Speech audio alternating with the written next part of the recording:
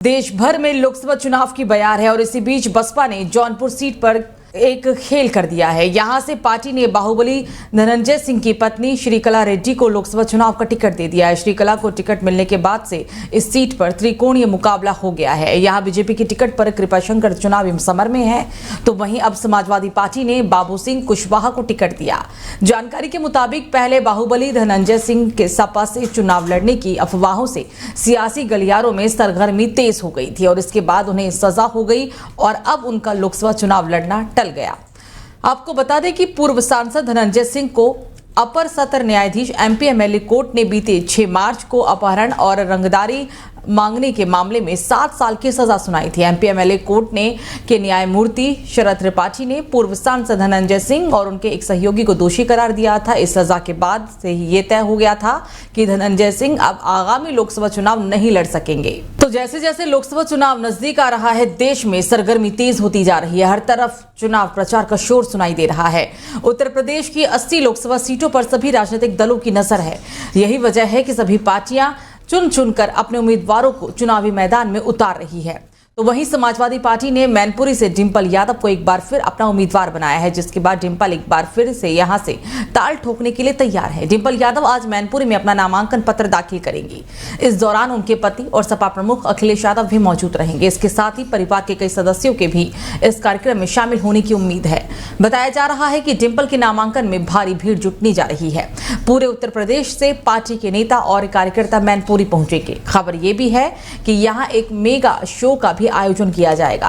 तो supreme court में आज पतंजलि विज्ञापन केस में सुनवाई होगी। शीर्ष कोर्ट ने 10 अप्रैल की सजा में बाबा रामदेव और बालकृष्ण के दूसरे माफीनामे को भी खारिज कर दिया था। जस्टिस हिमा कोहली और जस्टिस अमानतुल्लाह की बेंच ने पतंजलि के वकील विपिन सांघी और मुकुल रोहतगी से कहा था कि आपने जानबूझकर कोर्ट के आदेश का उल्लंघन किया है, कार्रवाई के लिए तैयार रहे। उत्तराखंड सरकार की ओर से ध्रुव मेहता और वर्षिजा शुक्ला ने एफिडेविट भी पढ़ा। आपको बता दें कि बाबा रामदेव की तरफ से 2 अप्रैल को जस्टिस हिमा कोहली और जस्टिस अमानतुल्लाह की बेंच ने माफीनामा दिया गया था।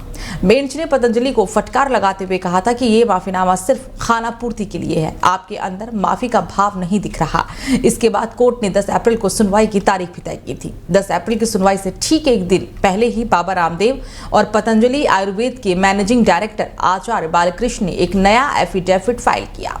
इसमें पतंजलि ने बिना शर्त माफी मांगते हुए कहा कि इस गलती पर उन्हें खेद है और ऐसा दोबारा नहीं होगा।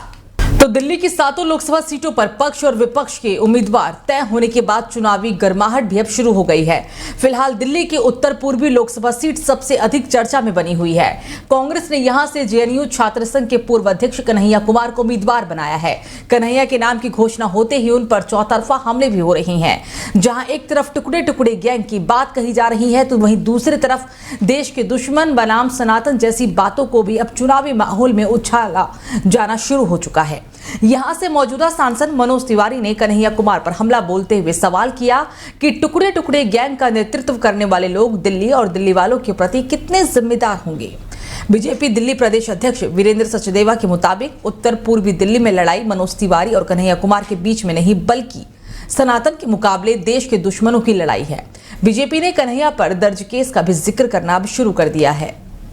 40 दिनों के भ्रमण पे जो लोग आए हैं इस चुनाव में, वो लोग जब आएंगे तो हमारे क्षेत्र में 14,600 करोड़ का जो कार्य हुआ है वो तो देखेंगे ही।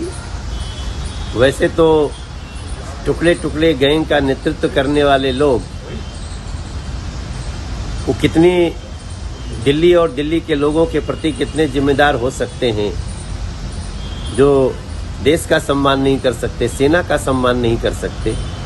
मगर फिर भी आएंगे तो देखेंगे कैसे पहली बार क्षेत्र में मेट्रो लाई जाती है, कैसे पहली बार सेंट्रल स्कूल लाया जाता है, पहली बार रेलवे स्टेशन लाया जाता है, कैसे पहली बार पासपोर्ट ऑफिस बना दिया जाता है, कैसे पहली बार नदी पे सिग्नेचर ब्रिज जैसा ब्रिज बन के तैयार होता है, कैसे पहली बार 709 भी जैसा एलिवेटेड रोड जिससे तमाम जो ट्रैफिक जाम होते थे उनको दूर किया जाता है। ये सब कुछ तो देखेंगे ही और हमें पूरा विश्वास है कि कांग्रेस जिसने हमेशा इस नॉर्थ ईस्ट क्षेत्र को इग्नोर किया उसको जरूर दिख जाएगा कि 14,600 करोड़ का काम कैसे कर देता है कोई सांसद।